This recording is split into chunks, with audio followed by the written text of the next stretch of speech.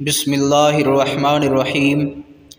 उस पादरी की मौत के बाद हक़ की जुस्तजू में वो मूसल पहुँचे और तलाश करके उससे मिले और अपना वाक़या बयान किया कि फ़लाँ पादरी ने मुझको हिदायत की थी कि आपके यहाँ अभी तक हक़ का सरचश्मा उबलता है और मैं आपसे मिलकर अपनी तशन्नगी फ़रोग़ करना चाहता हूँ। उसने उनको ठहरा लिया। पहले पादरी की राय के मुताबिक ये पादरी दर हकीकत बड़ा मुत्तकी और पाकबाज था, इसलिए उन्होंने इसके पास मुस्तकिल क़याम कर लिया। मगर थोड़े दिनों के बाद उसका वक्त भी आ गया। आइंदा के मुतल्लक़ हज़रत सुलेमान रज़ी अल्लाह अन्हो उससे भी वसीयत की ख्वाहिश की। उसने नसीबैन में एक शख्स का पता बताया। चुनांचे इसकी मौत के बाद आप नसीबैन पहुँचे और उस पादरी से मिलकर दूसरे पादरी की वसीयत बतलाई। ये अस्कफ़ भी पहले दोनों अस्कफ़ों की तरह बड़ा आबिद और ज़ाहिद था। सलमान यहाँ मुकीम होकर इससे रूहानी तस्कीन हासिल करने लगे। अभी कुछ ही दिन इसकी सोबत से फ़ैज़ उठाया था कि उसका वक्त भी आखिर आ गया। हज़रत सुलेमान रज़ी अल्लाह अन्हो ने गुज़श्ता अस्कफ़ों की तरह इससे भी आइंदा के मुतल्लक़ मशवरा तलब किया। इसने अमूरिया में गोरे मकसूद का पता बताया।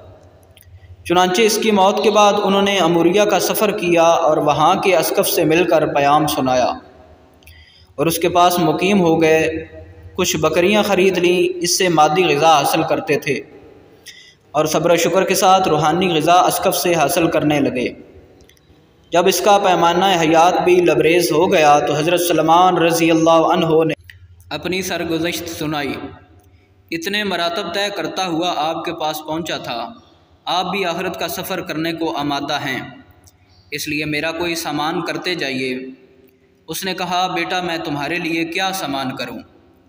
आज दुनिया में कोई शख्स ऐसा बाकी नहीं है जिससे मिलने का मैं तुम्हें मशवरा दूं। अलबत्ता अब उस नबी के ज़हूर का ज़माना करीब है जो रेगिस्तान अरब से उठकर दीन इब्राहीम अलैहिस्सलाम को ज़िंदा करेगा और खजूरों वाली ज़मीन की तरफ हिजरत करेगा। उसकी अलामात ये हैं कि वह हदिया कबूल करेगा लेकिन सदका को अपने लिए हराम समझेगा। उसके दोनों शानों के दरमियान मोहर नबूवत होगी। अगर तुम उससे मिल सको तो ज़रूर मिलना। इस पादरी के मरने के बाद कुछ अरसा तक अमूरिया में रहे। कुछ दिनों बाद बनु कलब के ताजर इधर से गुज़रे। आपने उनसे कहा कि अगर तुम मुझको अरब पहुँचा दो तो मैं अपनी गायें और बकरियाँ तुम्हारी नज़र कर दूँगा। वो लोग तैयार हो गए और ज़बान हाल से ये शेर, चलता हूँ थोड़ी दूर हर एक राह रो के साथ, पहचानता नहीं हूँ अभी राह भर को मैं, पढ़ते हुए साथ हो लिए। लेकिन इन अरबों ने वादियुल करा में पहुँचकर उनको धोखा दिया और एक यहूदी के हाथ ग़ुलाम बनाकर फ़रोख्त कर डाला। खजूर के दरख्त नज़र आए तो आस बंदी कि शायद यही वो मंज़िल मकसूद है जिसका अस्कफ़ ने पता बताया था। थोड़े दिन क़याम किया तो ये उम्मीद भी मुनक़ता हो गई। आका का चच्चाज़ाद भाई मदीना से मिलने आया। उसने सलमान रज़ी अल्लाह अन्हो को उसके हाथ बेच दिया। वो अपने साथ उनको मदीना ले चला और सलमान ग़ुलामी दर ग़ुलामी की रुसवाई सहते हुए मदीना पहुँचे। मगर हातफ़े गैब तस्कीन दे रहा था कि ये ग़ुलामी नहीं, दर हकीकत इस ग़ुलामी की जो मकसूद दो आलम के आस्ताने तक पहुँचाने का ज़रिया बन जाए। हज़ारों आज़ादियाँ कुर्बान हैं। जूँ जूँ महबूब की मंज़िल करीब आती जाती थी, कशिश बढ़ती जाती थी और आसारो अलामात बताते कि शायद मकसूद की जलवागाह यही है। अब उनको पूरा यकीन हो गया और दीदारे जमाल की आरज़ू में यहाँ दिन काटने लगे। उस वक्त आफ्ताब रिसालत मक्का पर तो अफ़गन हो चुका था, लेकिन जोरो सितम के बादलों में छुपा था।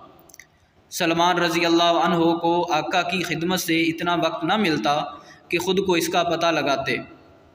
आखिर इंतज़ार करते करते वो रोज़े मसूद भी आ गया कि मक्का का आफ्ताब आलम ताब मदीना के उफ़्क़ पर तलू हुआ। अरमान नसीब सलमान की शब हिजर तमाम हुई और सुबह उम्मीद का उजाला फैला, यानी सरकार दो आलम सल्लल्लाहु अलैहि वसल्लम हिजरत करके मदीना तशरीफ़ लाए।